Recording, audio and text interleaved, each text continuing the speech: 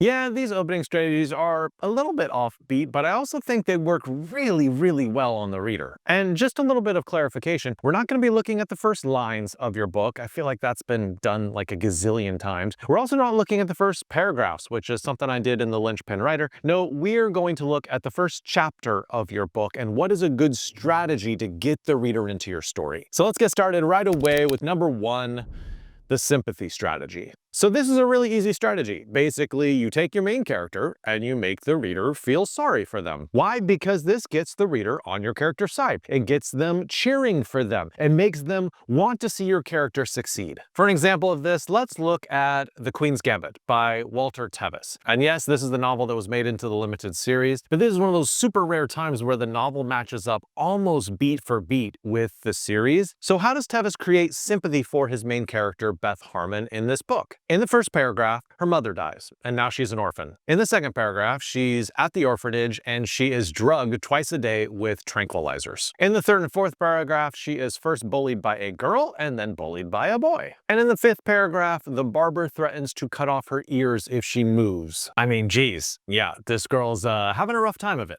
But what that does to us as readers is we're like, oh, I really hope this gets better for her. Now you are invested in her journey. But if you use this sympathy strategy, there are 2 main dangers you definitely want to avoid. One is the danger of your character being too passive, because your story could feel like, oh, all these things are happening to my main character and they're just lying there sort of absorbing all the blows. That's not an exciting story because they're not active in any way. In this particular story, what we see is Beth Harmon becomes a chess genius. So she takes steps to improve her life and she's gaining a skill. The second error you want to avoid is making your character too perfect. Sometimes when you're just having a lot of awful things happen to your character, they seem a little bit like a Mary Sue, like they're a perfect character. Oh no, I'm being beaten down by the world. And what we see in this book is that no, Beth Harmon is an addict, right? She's an addict to alcohol and to tranquilizer pills. So she doesn't come across as being a perfect character. She definitely has a deep flaw, but at the same time, we still feel sympathetic towards her. Another weird strategy that you might want to employ at the beginning of your novel is number 2,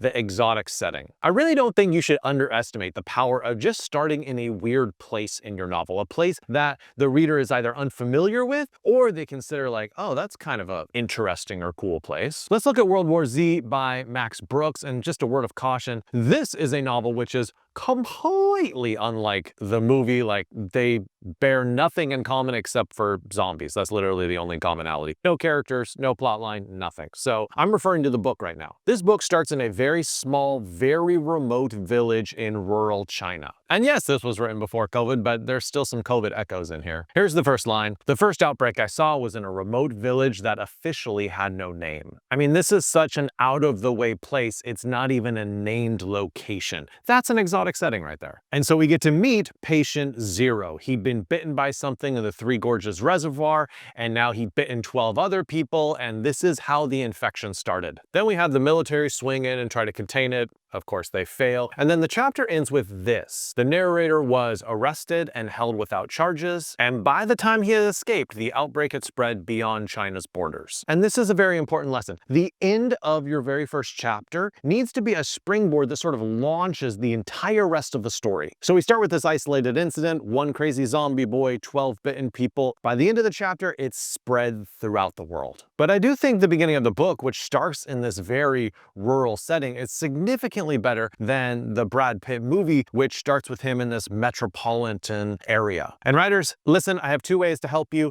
Bookfox Academy is 10 of my courses. You can take it at your own pace and it will give you everything you need to write your book. And I also offer BookFox LAB, which is a great way to get feedback on your book and work with a mentor one-on-one. This next strategy for opening your novel sounds like a mistake, but I assure you it is not. It is number 3, an info dump. Now, I know you're not supposed to do an info dump. That's what everyone says. And in general, yeah, they're right. But you can still pull it off, and I'm gonna show you how. Let's look at The Children of Men by P.D. James. This is a novel where humanity has lost the ability to reproduce. Nobody can have any more babies. Everyone's infertile. And it's interesting because what P.D. James does is she doesn't start with a singular character and talk about that person's experience within this world, which is pretty much all the advice you hear about how to start a story like this. No, instead what she does is she takes this big global view as if looking from the Earth from a satellite and tells you, hey, this is what is happening. This is what the scientists tried to do. Here's what happens when nobody can have babies anymore. Romantic coupling decreased, people offing themselves increased, and the very last generation is called Omegas, and let me tell you all about what they're like. Okay, so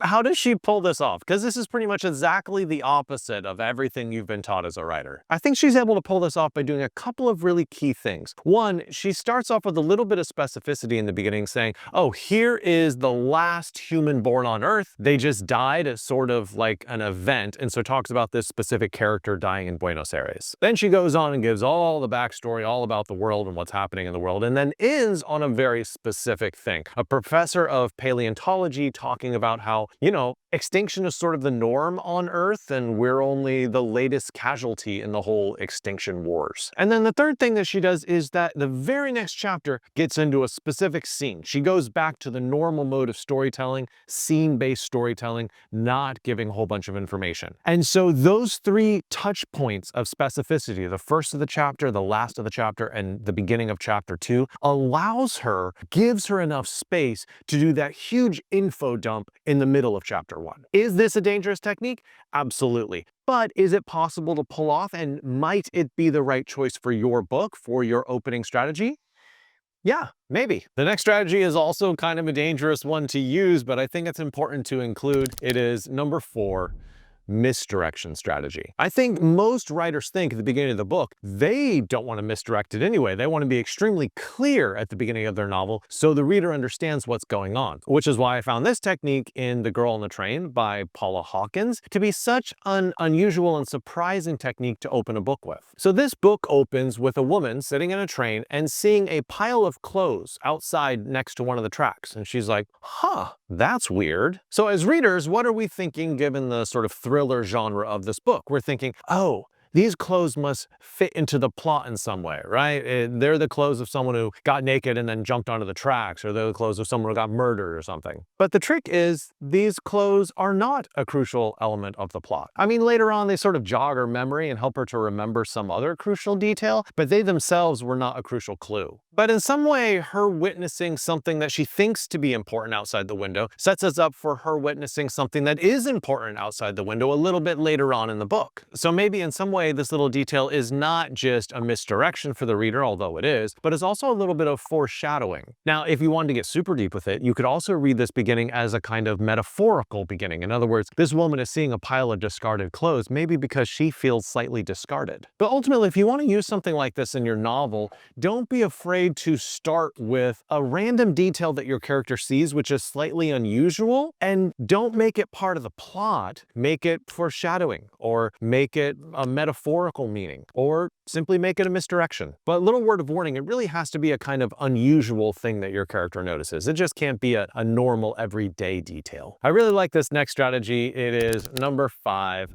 The theme strategy. I think a lot of writers think that theme is something you set up, I don't know, in the middle of the book or something, right? In the beginning of the book, we're not thinking about theme. We're thinking about plot. We're thinking about characters. We're thinking about inciting incidents. But you know, in Save the Cat, I think theme is the third thing that's addressed, even before the inciting incident. Save the Cat says you want to get to the theme really, really early in your novel. So let's look at The Time Traveler's Wife by Audrey Niffenegger. In the first chapter, we see Claire just basically sitting and pining for her lover Henry. And she's asking questions like, why is love intensified by absence? And why has he gone where I cannot follow? So we get the theme of love like right off the bat in the very first couple of paragraphs. This first chapter also sets up the pattern of alternating between Claire and Henry. If you have a pattern where we're going to switch between two main character POVs, you want to show that as early as possible in your book. So that way, when the reader finally gets the POV change, they're like, wait a second, I thought this book was all going to be told from a particular character's point of view. Tell them early on, like, oh, by the way, this is gonna alternate between two characters. So it switches pretty early on to Henry's point of view, and we get to hear about his inadvertent time traveling, how he wakes up naked in various centuries, not knowing what's going on. But even at the end of his section, we return back to that theme of love. But I think it's very important to note how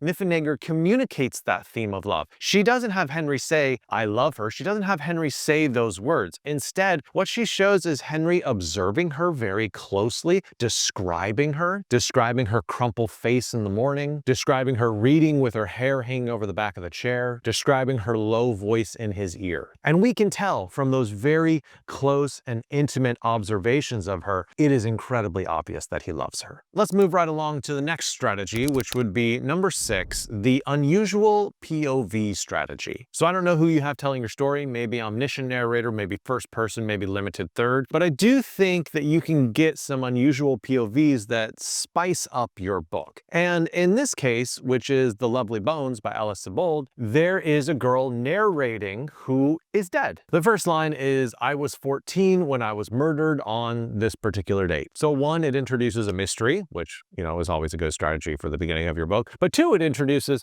oh, we're gonna get this story from a dead girl. But then how does this progress to the chapter? I think the author here makes a really good decision to sort of play with the genre conventions a little bit. She says, oh, so-and-so didn't do it. She's already eliminating suspects for us. And she also tells us, listen, don't treat this as a normal sort of murder mystery where you suspect every single character I talk about. What I like about this is she's taking the genre conventions, and because of the unusual POV, she's upending them and be like, listen, this isn't gonna work like your normal murder mystery because I'm dead and I already know who did it. Then she progresses the mystery a little bit. My murderer was a man from the neighborhood. So we know his gender, we know that he's local, but we don't know anything else about him. Then finally, at the end of this chapter, this is the very first chapter, you realize, we meet the person who is named Mr. Harvey, who takes her, rapes her, kills her. And now we understand what sort of book this is going to be. It's not going to be a who is the murderer, sort of find the person sort of mystery. It's going to be a mystery of we know who it is and we're anticipating seeing him get caught. In order to use this POV of the dead girl, we have to know who the murderer is, and we have to create tension throughout the story in a slightly different way than a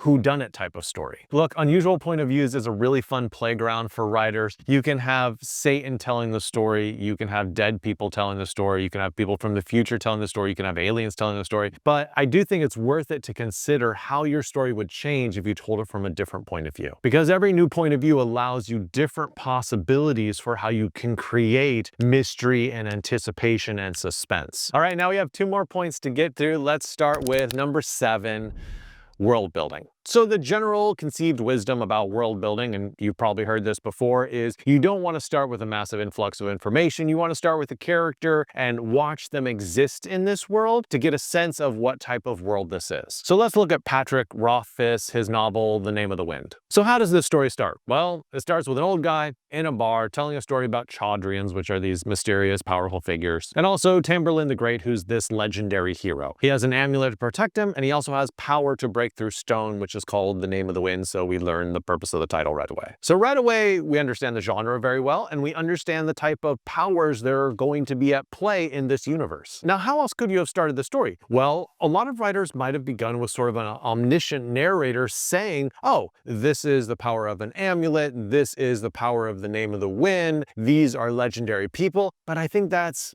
a very dull and bad way to do it. Instead, if you couch it as dialogue with a series of question and responses from this boy and this old man, and also he's demanding more beer, which is sort of, gets you into the details of the scene, it's a much more interactive way to start your story. However, I do think there's a danger if you stick with world building for too long, the reader's gonna be like, all right, when's something going to happen? So in this particular book, we see on page number 4, the whole, story time about this universe ends, and a guy bursts in the door covered in blood and carrying something, which ends up being a gigantic spider. All right, that's called an inciting incident, people, right? So we start with the world building and then immediately transition into inciting incident. All right, now it's time for the very last unusual strategy to start your book, and it is number 8, the single line hook strategy. So here's a little quiz for you. Do you recognize this first line of a novel? The men in black fled across the desert and the gunslinger followed. Probably a good many of you recognized it. It's from Stephen King's book, The Gunslinger, the very first in the Dark Tower series. So what does that very first line do? It establishes in a single line the action. It establishes that there is a chase going on. We have someone fleeing and we have someone following. That creates a lot of narrative tension. Now, a lot of writers would have that as the first line and then go into details about this chase or about like who these characters are and why they're following each other. What Stephen King does though is he